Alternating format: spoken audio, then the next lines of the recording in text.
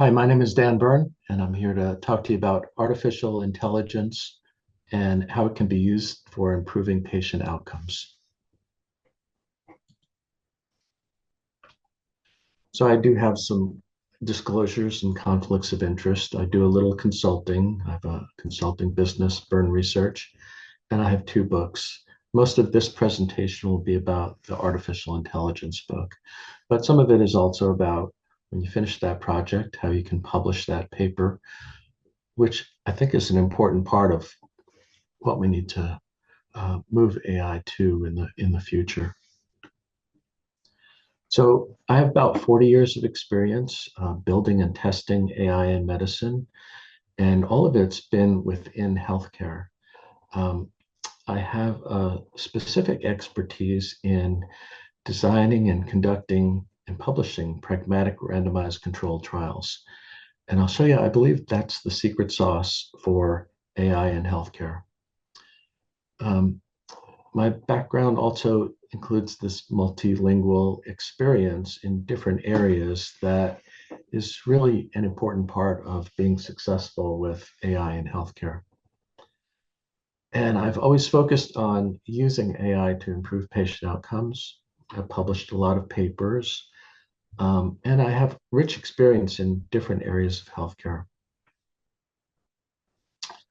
So when I was asked to give this, I thought back to the beginning of my career, and my career actually began with AI and technology for aging research.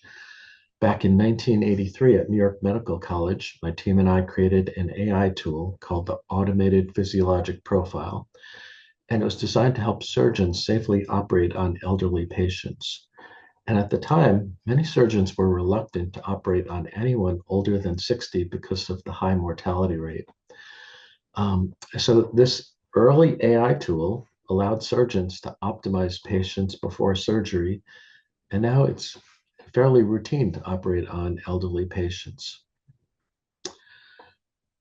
So my objectives for this webinar is that you can gain some practical skills and it can help your career. I also want you to see the difference between AI snake oil and rigorous science. And there's a lot of issues with implementation, and I hope I can share with you a blueprint for how to overcome those. We'll talk about a pragmatic randomized controlled trial, and hopefully you won't have to learn these by trial and error. So the big question is, why is there a dearth of evidence that AI results in improved health outcomes for patients? And I think we need to think about these three questions. What can AI do? And what does healthcare need?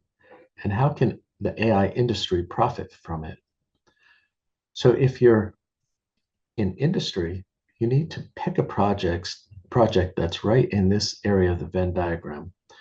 If you're in academics, you can pick something in this larger area. But many of the failures have been because people picked things that healthcare needed, but AI couldn't do it, or AI could do it, but healthcare didn't need it. So let's look at some examples. What can AI do? So AI can create word clouds, but healthcare doesn't need word clouds. AI can't really create self-driving ambulances, but healthcare doesn't need that yet. So up in this corner, we can look at what AI can do and what healthcare needs. So we know there's a lot of burnout and administrative burden. It can help with that. What it's really good at is risk stratification, prediction, classification, prioritizing work list. There are some things that people talk about. For example, you can use AI to summarize the medical literature. But I'll show you later on that AI really is not that good at critically summarizing the medical literature. So there's a lot of hype and snake oil and spin, but really what we need is to move away from that approach and down a different path. And that path is a pragmatic randomized controlled trial. Um, Now, what is a pragmatic randomized controlled trial? So it's designed to evaluate effectiveness of an intervention in real-world clinical settings. So as patients come through the hospital or the healthcare system, we randomize them to usual care or usual care with an AI tool. And then we have a good a comparison group, a good control group there. Now, people will push back and say pragmatic trials are expensive and they take years to accomplish. This is wrong. Many AI tools can be evaluated in 1 year in a hospital, and the pragmatic trial can be very inexpensive. You can set it on autopilot.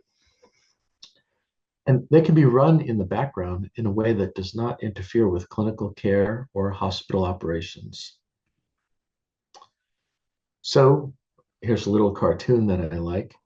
So the pragmatic control trial, the pragmatic randomized control trial is the secret sauce. And one of the reasons is that we pre-specify the study endpoint. If we just collect a lot of endpoints and we look to see at the end if any of them look promising, 1 in 20 will have a p-value less than 0.05. But if we pre-specify our study design and our endpoints, then we have something that's rigorous. Years ago, for the second edition of my first book, I sat down with Jeff Drazen, who is the editor-in-chief of the New England Journal of Medicine, and he said, we really don't accept papers anymore that don't have a pre-registration.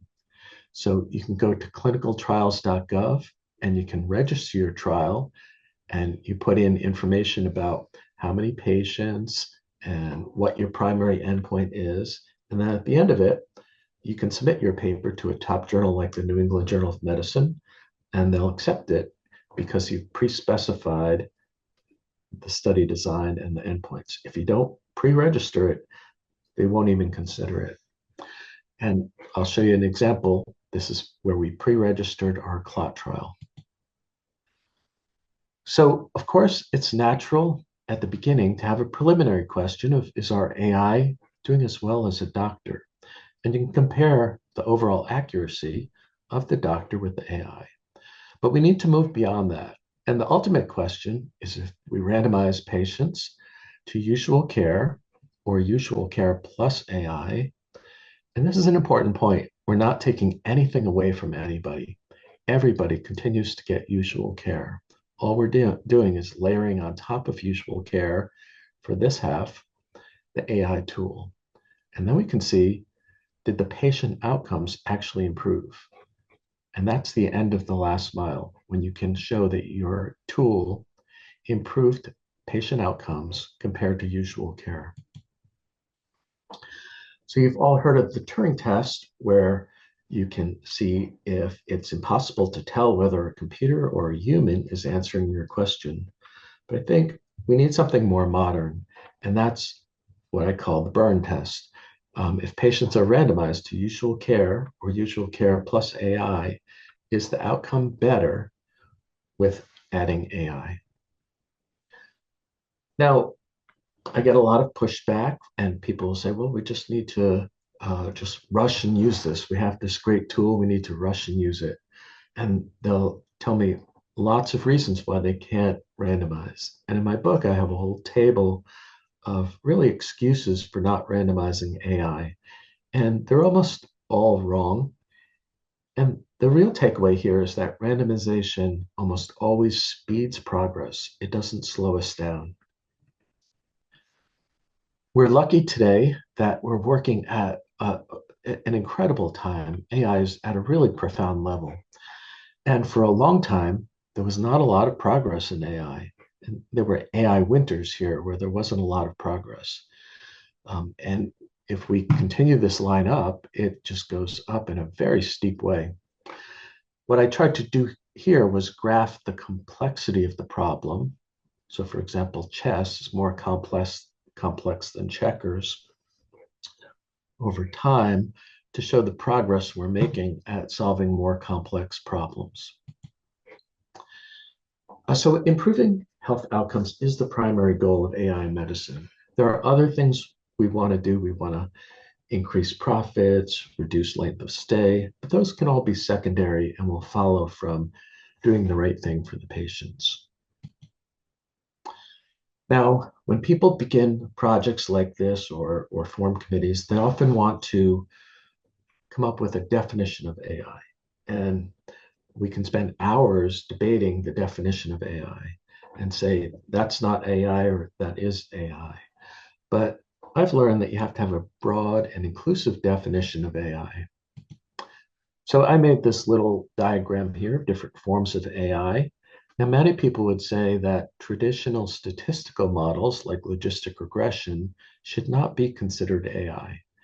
But in our experience, when we build multiple types of AI models, logistic regression often beats these more complex models. And that has a lot of benefit because the simpler logistic is often something we can move forward with in the EHR. And it's something that physicians can see what's driving it. Now, for some things like an X-ray or genetic information or an EKG, we do need neural nets or deep learning. None of us can do this alone. We really need this academic, industry, and government synergy. And we all have our strengths and weaknesses, so we need to um, move faster, move more rigorously, but work together as a team. And one thing I think is a really important takeaway is that it's really important that the scientists are out front and the marketing and salespeople limit their claims to what the scientists have already established. So there's a lot of great people who work in healthcare. There's no criticism here of the people in healthcare, but the system of our US healthcare system has a lot of challenges. Now, AI won't fix all of these, but it will fix a lot of these, and it will be a part of the solution for a lot of these. So if you look at any of these problems, it's hard to imagine one where you'd say, well, AI really is not going to be helpful there. So I used to criticize what other people were doing with AI in healthcare, and I decided we needed to have our own demonstration project of doing everything the right way, pre-specifying it, and doing a rigorous evaluation, publishing it, being transparent. So we created a project when I was working at Vanderbilt. Now I'm a faculty member at Hopkins, but when I was at Vanderbilt, we created a demonstration project of AI. And we started with trying to predict and prevent blood clots in the children's hospital. And I'll show you this example because I think it shows that it's possible to do a pragmatic randomized control trial. And a lot of the things that people push back on and say, well, you can't really do that or it's too hard. I'll show you with this demonstration project that it was possible. Shannon Walker was the PI of this project. So here's the project. We call it CLOT, the Children's Likelihood of Thrombosis. And we took 100,000 patients and we built a model. And we found that the central line inserted was the best predictor. And then a history of blood clots was the next best predictor. And down through here. Now, some were surprises, like the red cell distribution width is a surprising predictor in this model and all of our models. The age of the patient was a predictor. Now, this is how strong the predictor is. And when we put them all together, we have these coefficients, and we can put it in a formula that we can code into the electronic health record. And then every day, this report would come up for a random half of the patients, and Shannon Walker would round on the patients. And so this patient has the highest risk of a blood clot in the hospital, the second highest risk. The control group is not shown here. They get usual care. And in these two columns, we see, did the patient already receive the medicine to prevent the blood clot? And we can see that patients fell through the cracks here. So she would go to the attending and suggest that they use this medicine to prevent the blood clot. This patient is already taken care of. And every day we get a new list like this. And the idea is we could predict blood clots pretty accurately in real time And if we can change behavior and get the medicine to the right patients at the right time, we could prevent some blood clots in children. So we published 4 papers on this, one about the model, one about the protocol, one about the RCT, and another one about whether we needed a specific model for the cardiac patients. So the bottom line is we were not able to reduce the blood clots because when Shannon rounded, 75% of the time, the attending physicians declined her request to give this medicine, and sometimes for good reasons. But where we are now is that we can predict these things, but we're not able to prevent them because 75% of the time, the attending physician refused to take that advice. So I think we need to learn from other industries how we can use AI to improve safety and efficacy. And here's just my best example. Over a 12-year period, US airlines carried 8 billion passengers without a single fatal crash. And a lot of that was due to how they used AI. And at that same time, there were many preventable deaths in healthcare. Now, you can easily criticize this comparison and say the healthcare industry is different from the airline industry. But I think there's something to be learned about using AI to improve safety. And a lot of it is just information overload and helping clinicians make better decisions when they're overwhelmed with data. And there's a lot of concern about people losing their jobs. These tools are not designed to replace clinicians, they're designed to support them. A lot of these AI tools are really prediction machines. And if you imagine the hospital has a large group of patients like this, and we have some limited resources to prevent a complication, if we don't have risk stratification and it goes to low risk and medium risk groups, then we often have poor outcomes. But if we can have timely and accurate risk stratification from an AI tool, we can move the limited resources to the patients who need it most and improve outcomes.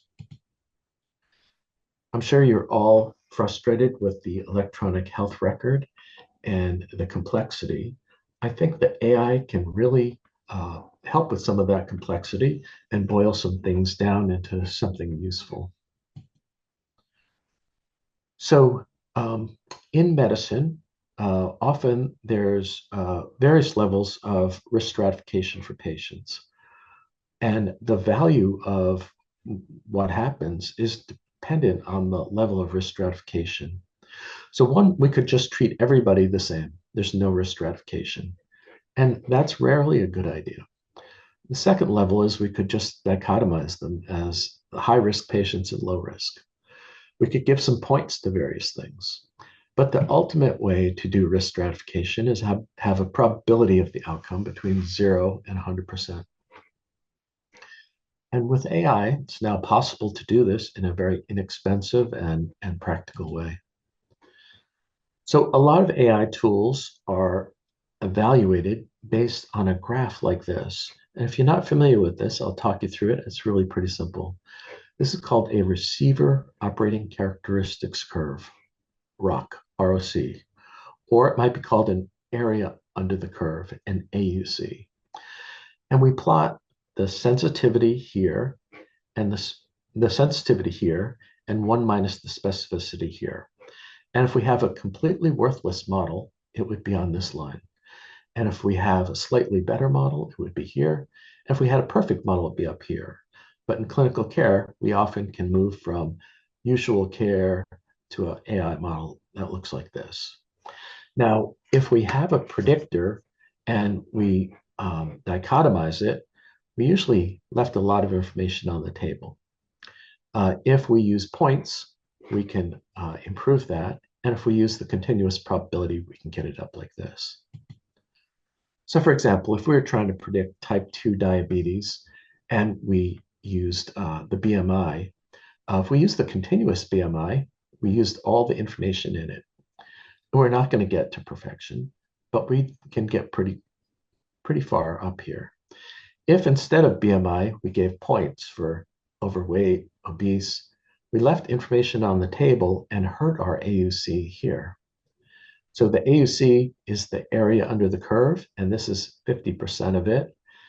And we can judge how much of the area under the curve we're getting from different models this way. Now, the pragmatic randomized controlled trial looks like this. Let's say we're looking at hospital readmissions, and we have a high rate, and we're trying to reduce it. So we could develop an AI tool to predict and prevent hospital readmissions. And we can turn it on for a random half of the patients and see if we can reduce the hospital readmission rate compared to the control group.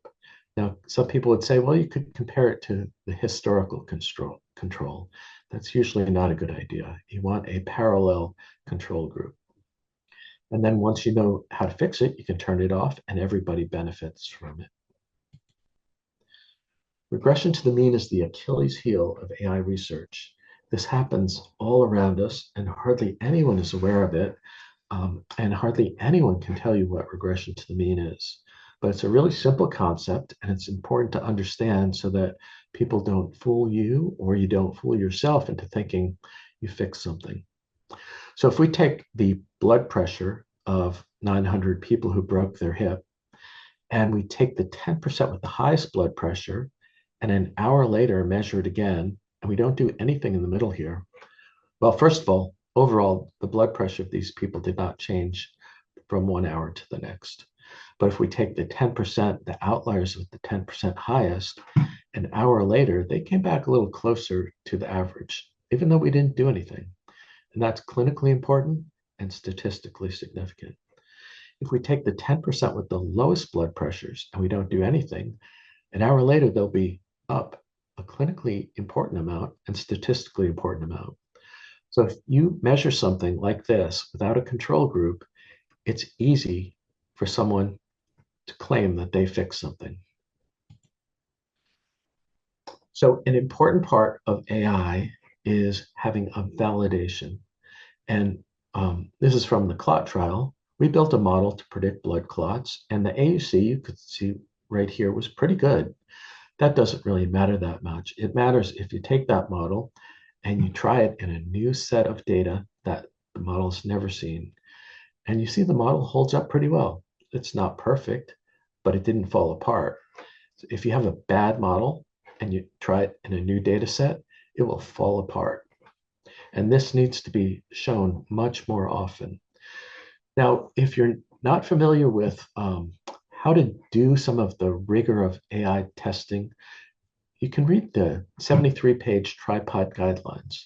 It's a lot to read, but it will teach you the right way to report AI and predictive models. And one thing you want to think about is you want to be kind to your future self. So you don't want to create a model and then think, now we need to get another data set and do the validation. Take the first 80% for your model, take the next 20% over time, and create an external temporal validation. It's a good idea to plan from day one that your project will go in the New England Journal of Medicine. Even if you're not that interested in publishing papers, you want to do it the right way and you want to raise the bar. Now, some people say, well, why not just use the AI tool that's built into our EHR? There's one right there. Why don't we use it? Some of those may be good in the future. So far, they haven't been so great. So you can probably create a better model yourself. And I wouldn't trust the ones that come automatically in the EHR. Another really important part of creating a good model and writing up a paper that describes it carefully is the calibration curve. This is rarely done, and it needs to be done a lot more often. The calibration curve is really very simple. If you predict a 40% chance of a blood clot, then if you take a group of patients who had that 40% risk, you should see about 4 in 10 of them had a blood clot in reality. And then you can smooth this line out to see, Is our prediction in line with reality? Again, it doesn't really matter so much in your training data set, it matters in the validation data set. And a bad model will fall apart in the validation in the AUC and also in the calibration.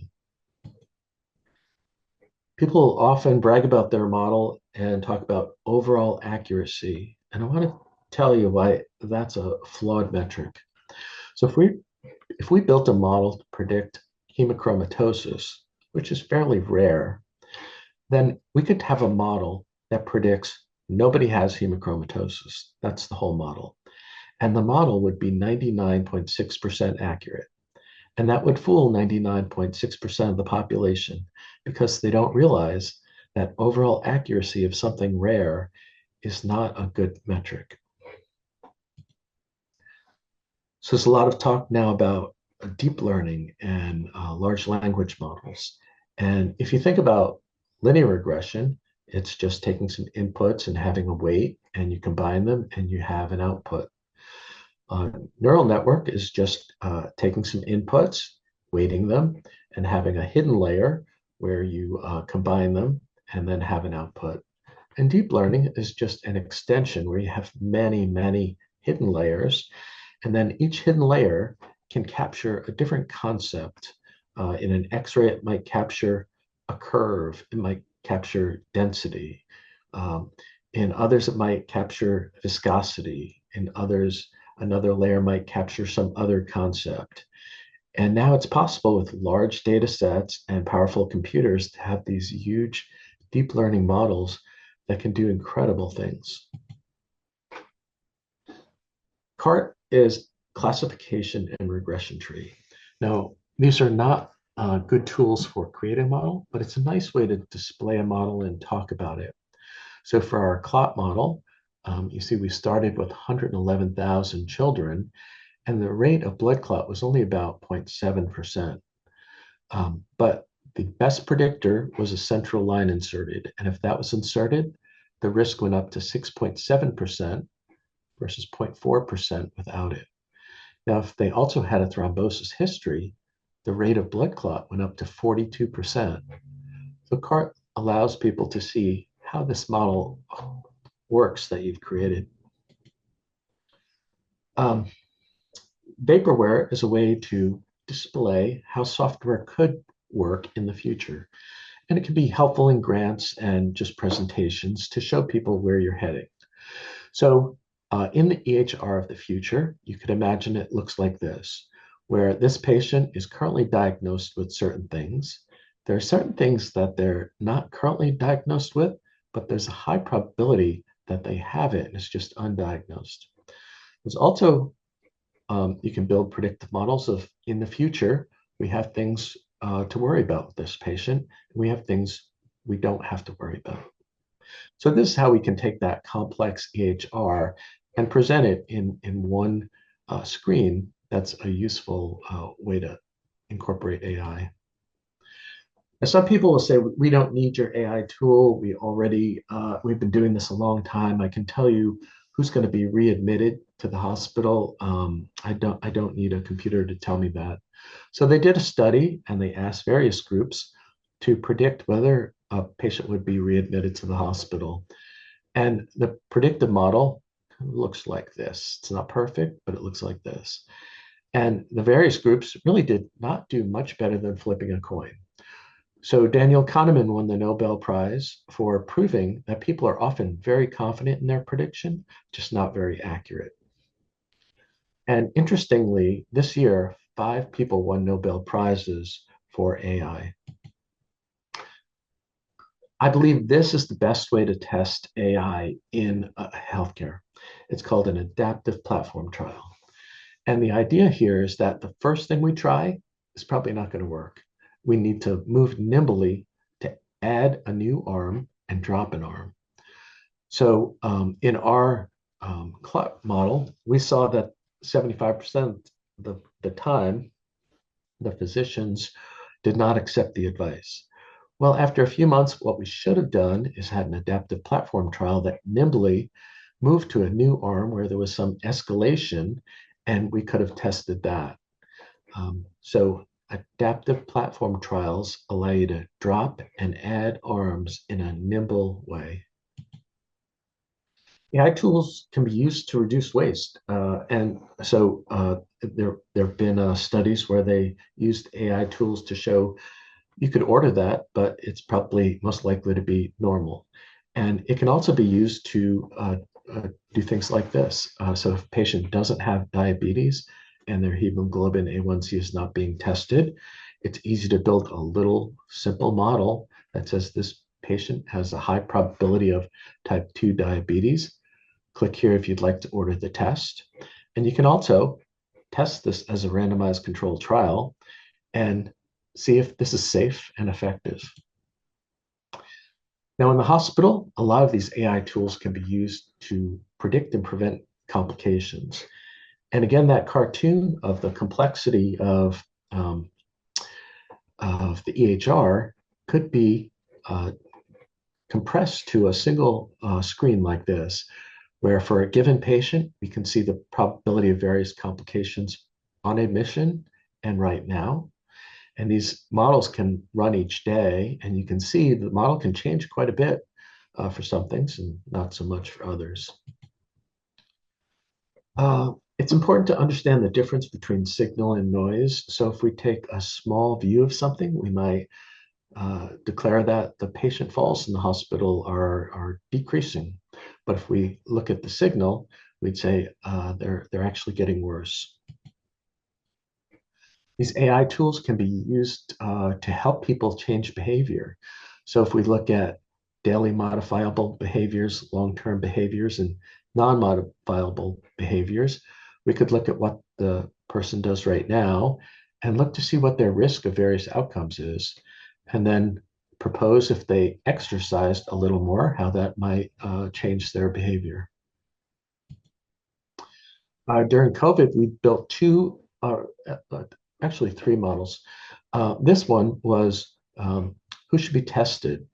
And we took some simple inputs here, and one if it's a yes and zero if it's a no, and multiply it times a weight coefficient. You add them up and plug it into this model, and you get a probability of 88% that this person is positive for COVID. Here, again, you'll see with the AUC curve that if you use the continuous temperature for people, you have an AUC that's like this. It's not great. The whole model looks more like this. But if for some reason that doesn't make sense, you dichotomize the temperature to yes or no, is it greater than 100.4, which is what happened at a lot of places, you get down to something that is almost like flipping a coin. So there's no reason to leave information on the table and not use the continuous temperature. If a person does have COVID, we wanted to know, well, what's the risk that they die or end up in the ICU? And so we took various factors here. We put it we multiply these times coefficient, add them up, plug it in here, and you have the probability that this person will have poor outcome if they have these factors. Now, there's a lot of talk about ChatGPT, and it's an amazing accomplishment, but I think there's some things we need to talk about with that. First, we have to avoid using it in a way that is embarrassing to our employers, creates safety issues for patients, or creates any problem. We still need to use rigorous science to evaluate the impact. And we need randomization to avoid the hype and spin. And we need to teach modern skills to evaluate AI. Universities should be the voice of reason, evidence-based, transparent, publishing papers in the top journals on these things. If you haven't used ChatGPT, I'd encourage you to do it. Just go to OpenAI, create a free account, and you can use it for just checking typos in an email. Don't include any confidential data. And a key thing is when you ask it, you have to be very precise in what you ask it for.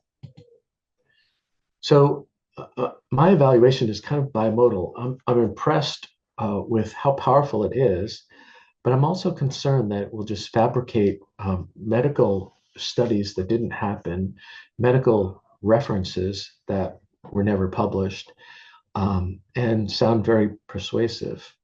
And also, it doesn't have the latest information in the training. Now, before AI can be used for summarizing the medical literature, it has to take into account these factors here: the impact factor of the journal, the year of publication, the strength of the study design, the sample size. So, right now, these large language models are taking all published medical journals and treating them the same. And no smart scientist would do that. So we have to figure out how, in the next iteration, it critically interprets the literature. With these large language models, unlike the other models I showed you, each time you use it, it will give you a different answer. So that needs to be reported in papers. So outside of medicine, most people don't realize that the medical literature is an active scientific debate. It's not a set of facts. And about half the medical literature is wrong. The large language models do not function well with this low level of accuracy. So we need to teach them how to critically interpret the literature. Outside of medicine, most of the inputs are correct. If you ask it what's the capital of New York, there are not many resources that say Poughkeepsie. So the models work pretty well. But with the medical literature, when half of it's incorrect, the models summarize all of it together and we have problems.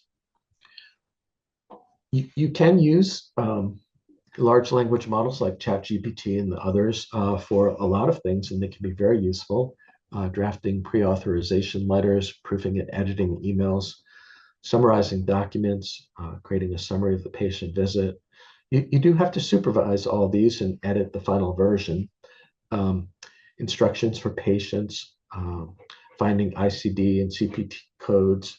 Medical students often use it to create practice questions. So these can be used in lots of ways that can save us time and reduce burnout. All right, there's a lot of talk about AI and reducing bias and improving fairness. But what I so first of all, the pragmatic RCT, that's the best way to tell if these are working overall and working for various subgroups and reducing bias. Some of these models can reduce the bias that currently exists.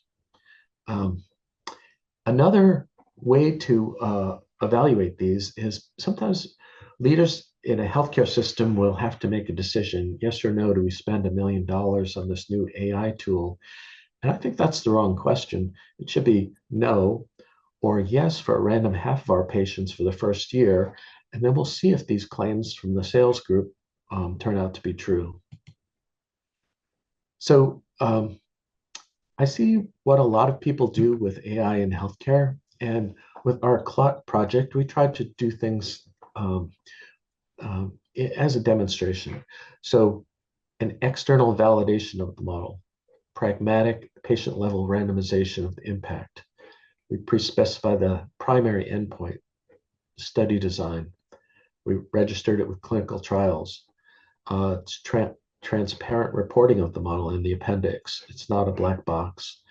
Our model did not improve patient outcomes. We could have easily put a spin on it and published it in a low impact journal and claim we fixed things, but we tried to be honest and say, at least on this first iteration, we did not get to the end of the last mile and improve the blood clots. Um, so there's a lot of AI snake oil out there, and how are you going to distinguish it? Well, first look at table one. Are the two groups comparable, the control group and the intervention group? Often they're not even close to comparable. Did they publish the results? If an AI tool in healthcare is effective, the New England Journal of Medicine would love to publish that. So there's no reason not to publish it. And it's the best marketing for any group. And it's the best thing for anybody's career. Sometimes the claims are too good to be true. If they say the AUC is 0.96, often it's reverse causation or there's something fishy going on there. And if the AI model is behind the curtains, they should be transparent.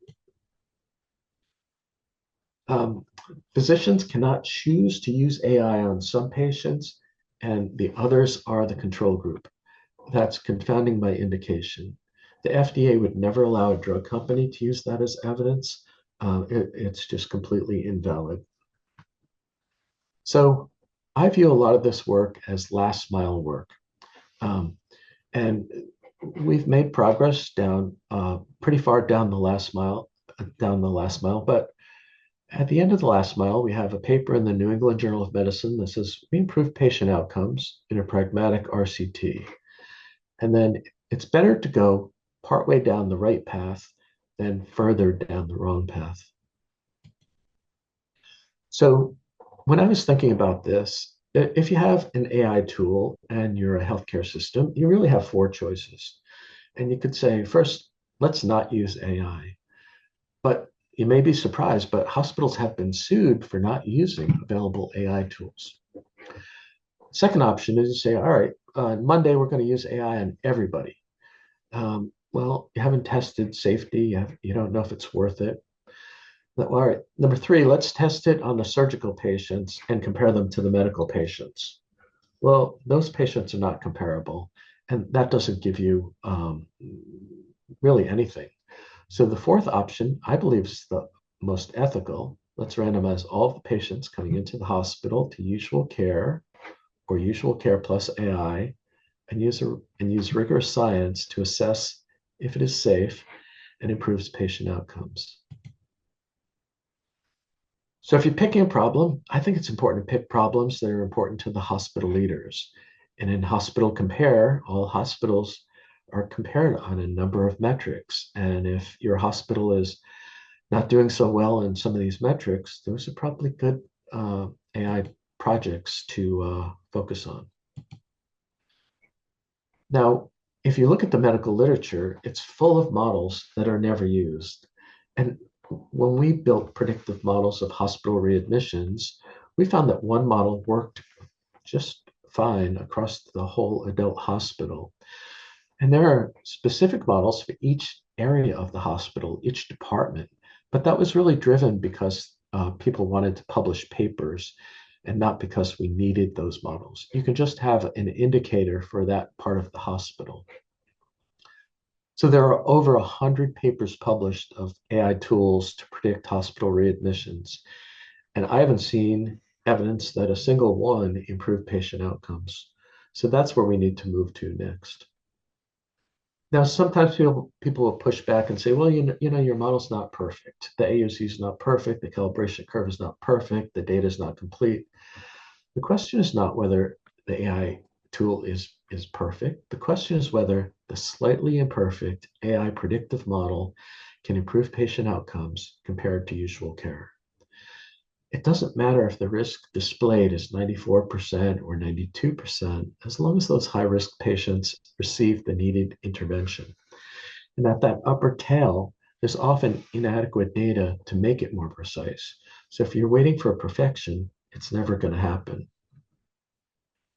An easy way to get started with these models is to collaborate with somebody that's published a paper and do a geographical validation. And my colleagues at Vanderbilt and I created these models and would love to collaborate with others and do a geographical validation and write papers and do more pragmatic RCTs. I heard somebody say this one day, I'm not easy to bamboozle. And I thought that, that's so true. Nobody likes to be made a fool of. So one of the things you can all do is help other people understand the issues with overall accuracy, understand the importance of patient level randomization, look for reverse causation, data leakage, understand why the intention to treat analysis answers the important question. I didn't understand this when I started, and many people don't understand that. Why it's important to pre-specify, and why the two arms in table one have to be comparable. So the ideal AI project in medicine solves an important problem, and that should be important to your boss's boss. It should be something that clinicians struggle to predict accurately. You want something where the sample size is large enough. And if it's predicted, there's an effective treatment. If you predict something and there's nothing you can do about it, maybe that's useful, but you have to think about that. You really need to find a really good clinical PI who has the time to lead the project. You want an area where there's lack of politics around the topic. You need something where you can actually predict it accurately. And think about if we were successful at this, with the New England Journal of Medicine published this. And sometimes the best projects are ones that fly under the radar and are not in the middle of a lot of discussion. Now, you need the right team for this. Nobody can do this alone. And you need people who are respectful and have fun. You need clinicians and biostatisticians. On our projects, we had 4 biostatisticians. You may say, well, that's too many, but we needed them. You also need to keep the wrong people off the team. We found it was useful to meet once a week and make the meetings useful. We use this concept of extreme consulting, and we'd want to teach one another because none of us knew what the other one knew. You have to keep these teams small and nimble. It's important to be model agnostic. So maybe a neural network or a deep learning model is the best one, but try it with a logistic and don't be stuck on just always using the same type of model. Also be predictor agnostic. Sometimes people will tell you what they think should be a predictor, and what actually turns out to be the predictor is not on anyone's radar. Not all predictors cost the same. Sometimes you can use predictors that are pretty much free or almost free. Some are really expensive and some are high cost. Now, if you're trying to predict diabetes, body mass index will often predict type 2 diabetes better than all the genetic information. So you'd want to stick with the ones on the left before you use the ones on the right. Will the model work at other hospitals? A geographical validation. We had experience with this, and sometimes the models work at other hospitals. For example, if you use lab data, that's pretty robust. But if you use treatment variables that differ by location, those models are unstable. All right, how can I learn more about AI coding and modeling? Well, you're lucky there's a lot of free resources. You can just go to YouTube and the whole MIT uh, course, a lot of their courses on AI are free and up there, and they're good. And there's a bunch of others. And in my book, I have a table of more of those.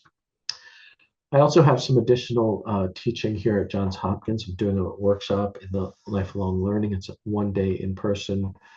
I'm going to teach a summer institute course for 4 days in June. And we're working on a great learning online course. All right, a lot of information. Let me wrap it up and we'll do questions. So 10 rules. You have to be realistic about how hard it will be to integrate AI in healthcare. Address the concerns about using AI in healthcare. Improve the level of teamwork among people that don't normally work together. You have to help people become comfortable with randomization. Focus on improving health outcomes. Some of the incentives we have in our system don't lead us to where we need to be. We need to work on changing those. Don't fall in love with one technique in AI. We need to raise the bar with the evaluations. You really need a project manager. Otherwise, you have Brownian motion in these projects. And the physician scientist should be in front, and the sales and marketing people should not say things that are not proven yet. So I'm a firm believer that AI can be used to improve patient outcomes if these principles are used and we move forward with rigorous science. a lot of the previous approaches have failed because we failed to use these principles. And to avoid being bamboozled by hype and weak evaluations, we need to teach medical students and physicians, and we all need to learn these skills. But these skills can benefit your career in so many ways: papers, grants, impact, promotion, and working at the center of action. So a lot of people helped me. At my publisher, I had some great help there. My colleagues at Vanderbilt were tremendous. And I've met a bunch of people at Johns Hopkins who have really helped me so far. So I'll leave you with a joke. Before we work on artificial intelligence, why don't we do something about natural stupidity? I didn't say that. I took that joke from someone else. All right, so let me pause there and see if there are questions.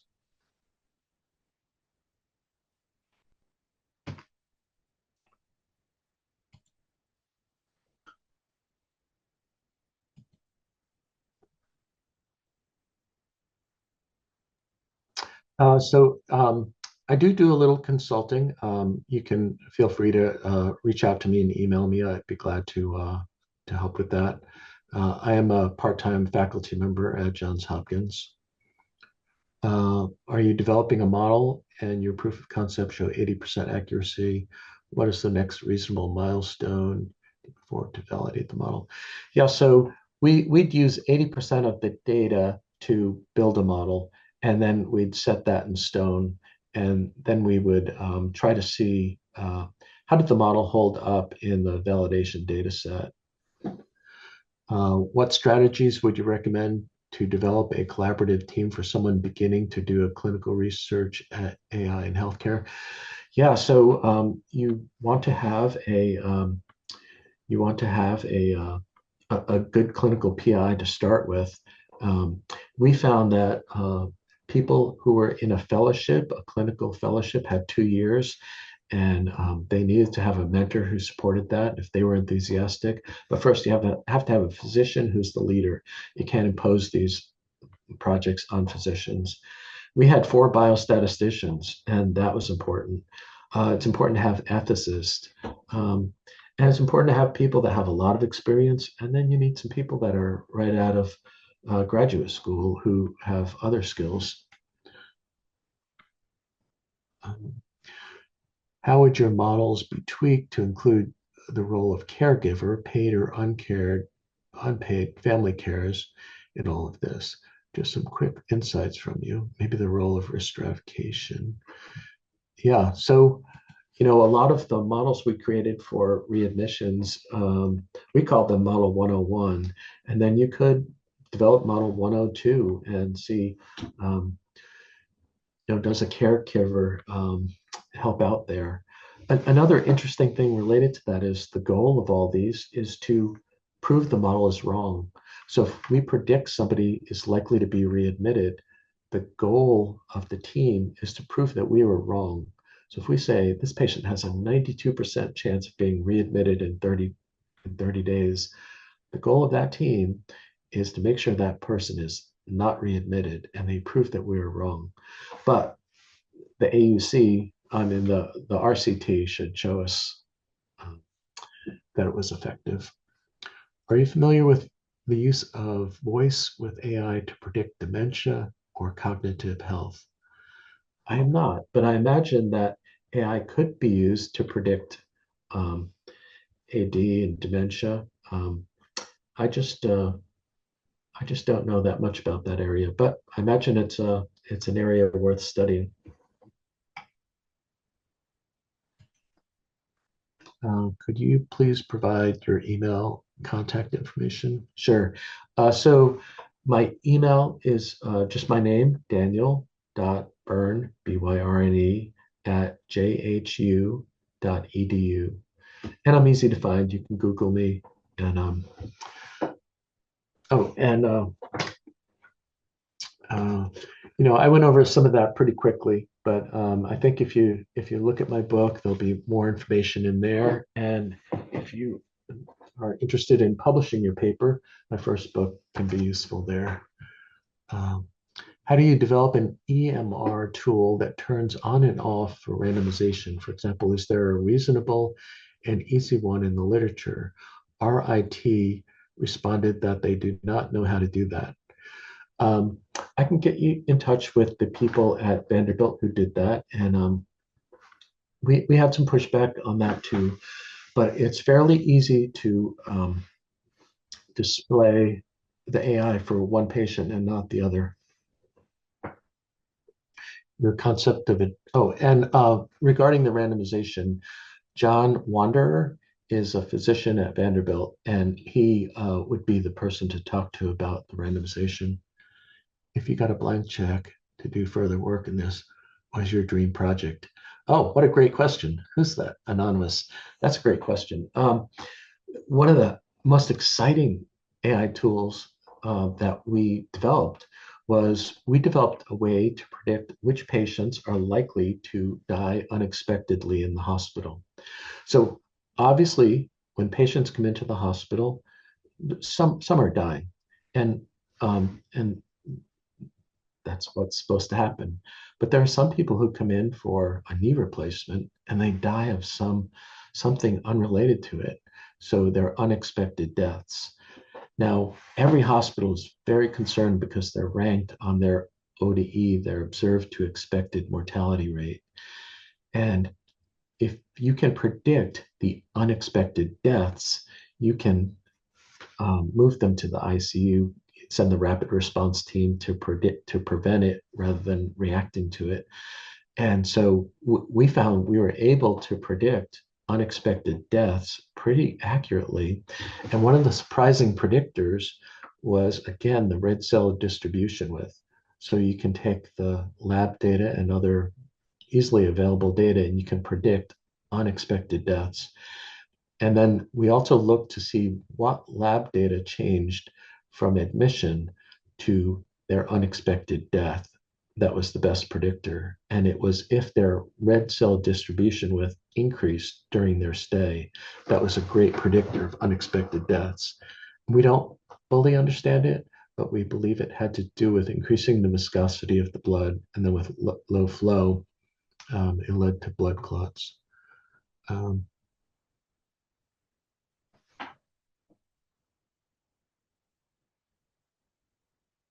Yeah, I've talked to Suchi. I consider Suchi a friend of mine, and I think she's done some great things.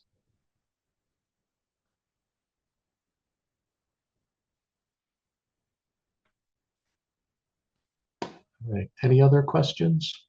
Feel free to email me, and maybe we can collaborate in the future. Are you aware of Dr. Pretorius? Mias Pretorius at Vanderbilt? I did work with him. Yes.